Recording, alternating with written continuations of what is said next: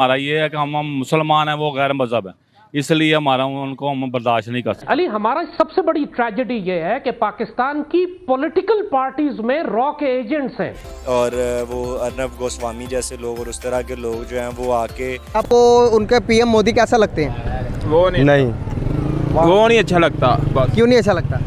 वो हिंदू है, हम मुसलमान है बस। अस्सलाम वालेकुम। वालेकुम सलाम। आपका नाम? सुल्तान अली। सुल्तान अली साहब, थोड़ा सा ऊंची बोलिएगा। अच्छा जी, ठीक है। मेरा आज का टॉपिक जिसमें मैं वीडियो रिकॉर्ड कर रहा हूँ वो ये है कि 75 साल हो गए हैं पाकिस्तान और इंडिया को अलहदा हुए तकरीबन, तो आज तक हमारे तल्लुकात उनके साथ ठीक क्यों नहीं हो पा रहे? हर हुकूमत आती है, वो ये कहती है कि जी तल्लुकात ठीक होने चाहिए, हम तो चाहते हैं तल्लुकात ठीक हो, वो नहीं करना चाहते। वो कहते हैं हम चाहते हैं ठीक हो, वो नहीं करना चाहते। क्या वजह समझते हैं? इधर आ जाएं, आप साथ आ जाएं।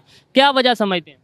ये वजह यही है कि पहले भी हम नहीं मतलब के रह सके उनके साथ, तो अब हमारा साथ कैसे सेटिंग होगी? अगर हम पहले का मतलब जब इकट्ठे रहते थे, इकट्ठे रहते थे हम, तो हमारा जो मज़हब ही नहीं है गवारा करता कि हम उनके साथ इकट्ठे रह सकें। यानी हमारा मज़हब ये नहीं कहता कि हम किसी दूसरे मुल्क के साथ, गैर मुस्लिम मुल्क के साथ अच्छे तल्लुकात नहीं, अगर हमारे तल्लुकात पहले अच्छे होते तो हम पहले उसको क्यों छोड़ के आते? हम क्यों अलग होते हैं? ये बात तो ठीक है, लेकिन जब अलहदा हो गए, अब दो भाई जब अलहदा हो जाते हैं या दो लोग एक जगह पे रह रहे हो, वो उधर मसले मसाइल हों, जब अलहदा हो जाए फिर तो तल्लुकात अच्छे होने चाहिए कि नहीं? नहीं, वो तो आपकी बात ठीक है, पर ये हमारा ये है कि हम मुसलमान हैं, वो गैर मजहब है, इसलिए हमारा उनको हम बर्दाश्त नहीं कर सकते। हम नहीं बर्दाश्त कर सकते। हम नहीं कर तो सकते। हमारा मजहब ये कहता है कि हम किसी दूसरे गैर मुस्लिम को बर्दाश्त ना करें। नहीं, हमारा मजहब तो ये कहता है कि जो इस्लाम को नहीं मानेगा तो उसको हम बर्दाश्त नहीं कर सकते। ये मैं इस पे ज़्यादा बात नहीं करूंगा, लेकिन मेरे ख्याल से तो हमारा मजहब ये कहता है कि आप तजारत करें किसी नॉन मुस्लिम के साथ। अली, हमारा सबसे बड़ी ट्रेजेडी ये है कि पाकिस्तान की पॉलिटिकल पार्टीज में रॉ के एजेंट्स हैं। MQM के बारे में तमाम ताल्लुकात उनके रॉ से एक्सपोज्ड हैं। महमूद खान अचकज़ई एक इंडियन एसेट है, रॉ के लिए काम कर रहा है। फजलुर रहमान उसकी लॉयल्टीज कॉम्प्रोमाइज्ड है, और जो पाकिस्तानी प्राइम मिनिस्टर है और जो पॉलिटिकल गवर्नमेंट इस वक्त है उनके बारे में तो कोई कहने की बात नहीं रह गई कि उनके क्या ताल्लुकात हैं पाकिस्तान के दुश्मनों के साथ और रॉ के साथ। और जैसे हमारे पहले दोस्त ने कहा कि अब तो इमरान के बारे में भी डाउट्स क्रिएट हो रहे हैं कि वो लंदन किस लिए गए थे।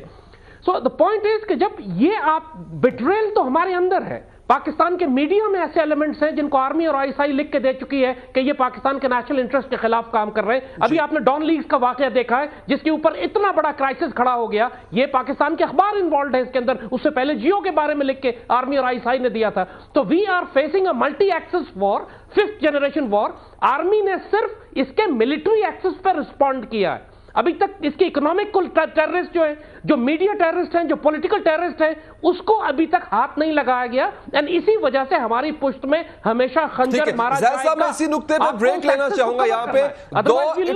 इंडिया से, क्योंकि उनके यहाँ जर्नलिज्म में प्रोफेशनलिज्म नहीं है, उनके यहाँ जज्बातियत है। और वो अर्नब गोस्वामी जैसे लोग और उस तरह के लोग जो हैं वो आके न्यूज़ नहीं दे रहे होते, वो एक्टिंग कर रहे होते हैं और वो ड्रामा पूरा एक पेश करते हैं। छोटी सी चीज़ को उनके वो एक कुत्ते और बंदर की शादी करके उसको वो इतनी बड़ी हाइप क्रिएट करके ब्रेकिंग और बिग में चला रहे होते हैं, बड़े बड़े फटे मार रहे होते हैं चैनल पे। तो उसमें पाकिस्तान के अंदर जो जर्नलिज्म है, चंद एक चीज़ों को अगर छोड़ दिया जाए तो बहुत ज़्यादा सेंसेबल है, बहुत ज़्यादा बेहतर है, और सेंसेशन उस तरह से नहीं है, ड्रामेबाजी नहीं होती है। संदल का शरबत गर्मियों का एक खास तोहफा है जो ना के जिस्म में ठंडक पैदा कर। हम इन इलाके के रहायशों से पता करते हैं, मालूम करते हैं कि आवाम को क्या मुश्किलात हैं। आवाम नाच रही है। यही नहीं, अभी और सुनिए।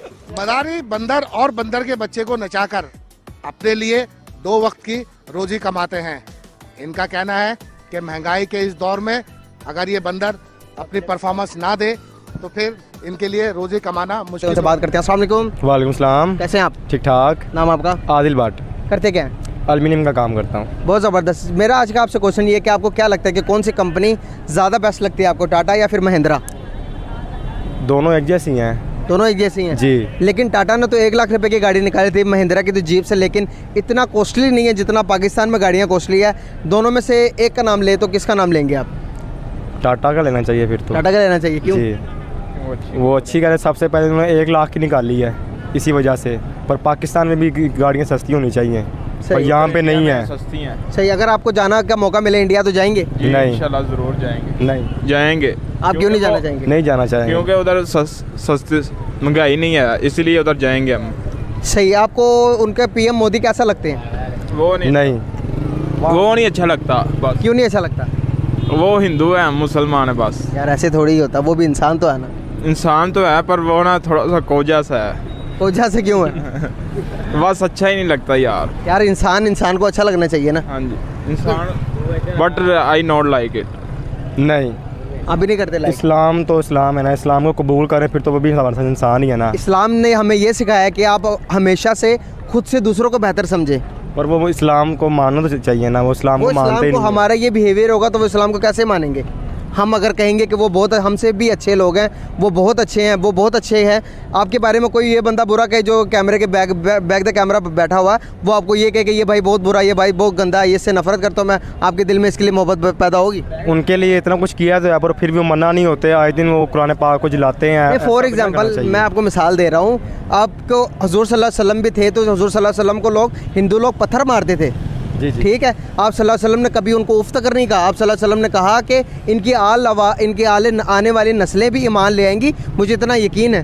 एक काफिर को आप ये कह रहे हो कि एक हिंदू को ये कह रहे हो कि वो तो बहुत बुरा, वो तो गलत शख्स है, ये अच्छी बात है? ऐसे देखा जाए तो फिर नहीं कहना चाहिए। नहीं कहना चाहिए ना। क्या कहना चाहोगे अभी? आपकी बातों से यही लगता है कि नहीं कहना चाहिए किसी को। और पाकिस्तान जिंदाबाद। पाकिस्तान तो ओबियसली जिंदाबाद है और रहेगा।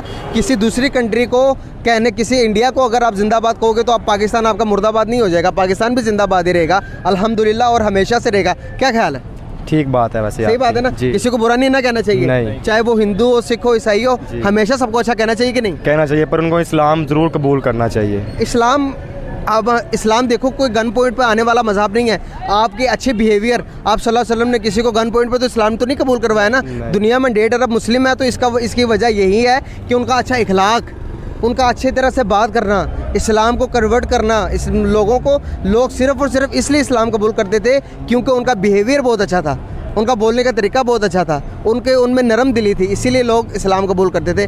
काश हमें भी वो आए, हम अपने हुजूर सल्लल्लाहु अलैहि वसल्लम के तरीक़ों पर फॉलो करें, उन एक अच्छे मुसलमान बनेंगे तो ओबियसली पूरी दुनिया मुसलमान हो जाएगी। भाईजान मैं यही आपको मशवरा देना चाहूँगा, हमेशा अपने से दूसरों इंसान को बेहतर समझे। ठीक है, ओके।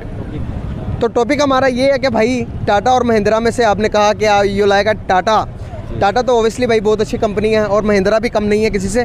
तो बहुत शुक्रिया, बहुत अच्छा लगा आपसे बात करके। Thank you so much and nice to talk with you. शुक्रिया, बहुत शुक्रिया।